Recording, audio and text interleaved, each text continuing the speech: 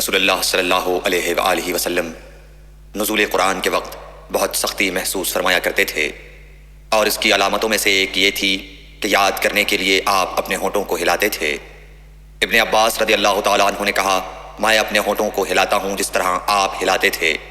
سعید کہتے ہیں، میں بھی اپنے ہونٹ ہلاتا ہوں جس طرح ابن عباس رضی اللہ تعالیٰ عنہ کو میں نے ہلاتے دیکھا۔ پھر انہوں نے اپنے ہونٹ ہلائے۔ ابن عباس رضی اللہ تعالیٰ عنہ نے کہا، پھر یہ آیت اتری کہ اے محمد، قرآن کو جلد جلد یاد کرنے کے لیے اپنی زبان نہ ہلاؤ، اس کا جمع کر دینا اور پڑھا دینا ہمارا ذمہ ہے۔ حضرت ابن عباس رضی اللہ تعالیٰ عنہ کہتے ہیں، یعنی قرآن آپ صلی اللہ علیہ وآلہ وسلم کے دل میں جمع دینا اور پڑھا دینا ہمارے ذمہ ہے۔ پھر جب ہم پڑھ چکے تو اس پڑھے ہوئے کی اتباع کرو۔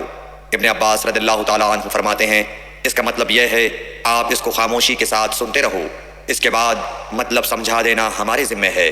پھر یقیناً یہ ہماری ذمہ داری ہے کہ آپ اس کو پڑھو، یعنی اس کو محفوظ کر سکو۔ چنانچہ اس کے بعد جب آپ کے پاس حضرت جبرائیل علیہ السلام وحی لے کر آتے تو آپ توجہ سے سنتے، جب وہ چلے جاتے تو رسول اللہ صلی اللہ علیہ وسلم اس وحی کو اس طرح پڑھتے جس طرح حضرت جبرائیل علیہ السلام نے اسے پڑھا تھا۔ صحیح بخاری حدیث نمبر 5۔